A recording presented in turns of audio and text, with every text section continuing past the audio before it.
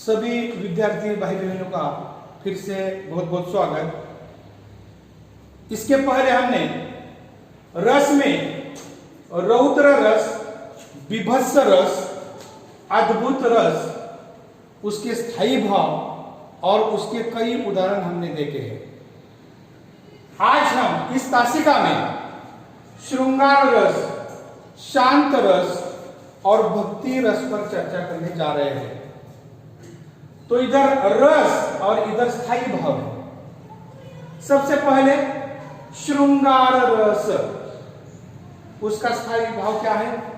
प्रेम, जहां नायक और नायिका अथवा स्त्री पुरुष उनकी प्रेम पूर्ण चेष्टाओं, क्रियाकलापों का श्रृंगारिक वर्णन होता है, वहां श्रृंगार रस निर्माण होता है। इसका उदाहरण ध्यान दीजिए, मैंने फलक पर एक लिखा है, राम के रूप निहारती जानकी, कंकन के नग की परछाई, याते सबे सुधी भूली गई, कर टेकी रही पलट तारत नाही। यहां पर नायक और नायिका कौन है? राम और जानकी। आप समझ सकते हैं। संक्षेप में इसकी चर्चा हम करेंगे कि राम तो बड़े सुंदर थे, राम और सीता का जोड़ा बहुत सुंदर था। वन गमन के समय भी गांव की औरतें इस सुंदर जोड़े को देखकर संतुष्ट हुआ करती थी। तो जानकी राम के सौंदर्य को निहारती है। तो इससे यह स्पष्ट होता है कि यहां पर नायक और नायिका के सौंदर्य का, श्रृंगार का वर्णन किया है, जिसके कारण ये जो पंक्तियां है, ये पंक्तियां श्रृंगार रस से परिपूर्ण है। तो यह श्रृंगार रस का उदाहरण है। संक्षेप में है मैंने उदाहरण का स्पष्टीकरण दिया है, आप समझ सकते हैं। और एक उदाहरण हम देखेंगे, कहत नटत रिझत खिजत, मिलत खिलत लजियात, भरे भवन में करत है नैननु ही सौबात। बिहारी के ये दोहे हैं। बिहारी ने क्या किया है? नायक और नायिका के प्रेम पूर्ण चेष्टाओं का परिचय इन पदों में दिया है। ध्यान दीजिए, खुश होकर, नटक खुशी से, रिजत खिजत, लजिया शर्मा कर, नायक और नायिका भरे भवन में लोगों के बीच होते हुए भी आंखों के इशारों से बातें करते हैं।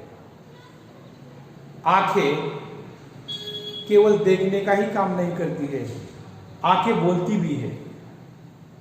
आंखों के इशारों से प्रेमी प्रेमिका, नायक नायिका इशारा समझते हैं, उनमें आंखों से भी बातें होती है।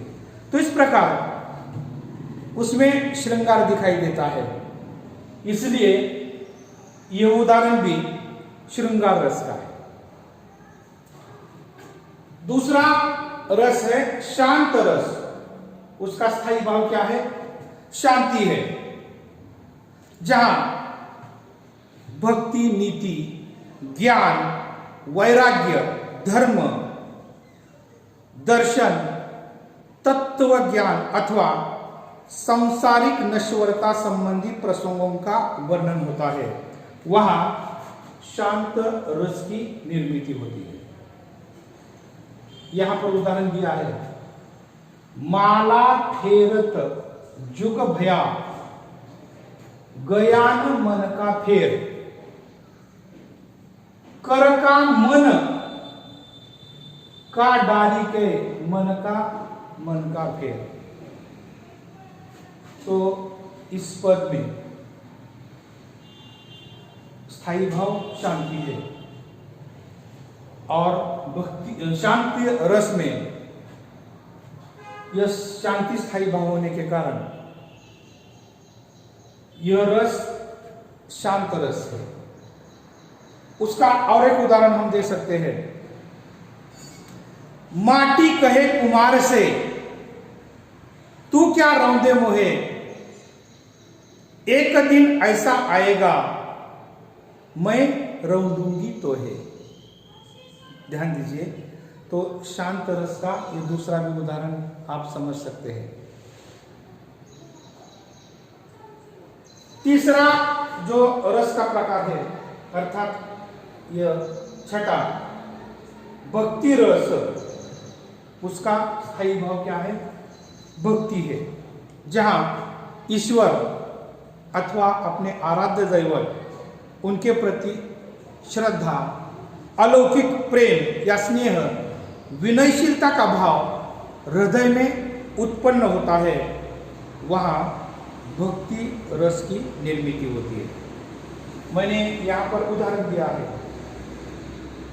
तू दयालु दीन हो, तू दानी हो भिखारी, हो प्रसिद्ध पातकी, तू पाप पुंजहारी। समझ सकते हैं? तू ये जो शब्द है यह प्रभु के लिए है, ईश्वर के लिए। और कवि ने क्या कहा है? हे प्रभु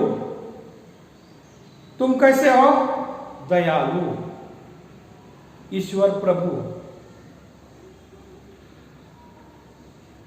सब पर क्या करते हैं? दया दिखलाते हैं, वे बड़े दयालु हैं। कवि ने अपने आप को यहां छोटा माना है, प्रभु को बड़ा मान लिया है। वे क्या कहते हैं प्रभु के बारे में? हे प्रभु तुम बड़े दयालु हो। मैं हूं का अर्थ मैं छोटा हूं, गरीब हूं, दीन हूं। तू दानी हो भिखारी। और क्या कहा है कवि ने प्रभु को? तुम बड़े दानशूर हो। दानी का अर्थ दानशूर। प्रभु को बड़ा माना है, इसमें भी विनयशीलता है, और अपने को भिखारी समझ लिया है। जो प्रभु को बहुत बड़ा स्थान देते हैं, अपने को छोटा समझते हैं, वहां पर विनयशीलता होती है और प्रभु के प्रति एक प्रकार का श्रद्धा भाव दिखलाई देता है। हौ प्रसिद्ध पातकी, हौ का अर्थ यहां पर मैं, यानी कि कवि अपने आप को पातकी का अर्थ पापी मानता है, और तू यानी कि प्रभु को पाप पुंजहारी कवि मानते हैं। इसका अर्थ कवि प्रभु को पापों का नाश करने वाले समझते हैं, और प्रभु सभी का पाप नष्ट करते हैं। सब पर प्रभु की कृपा होती है। तो यहां पर हमें भक्ति ये स्थायी भाव दिखाई देता है, इसलिए यह भक्ति रस का उदाहरण है। और एक उदाहरण,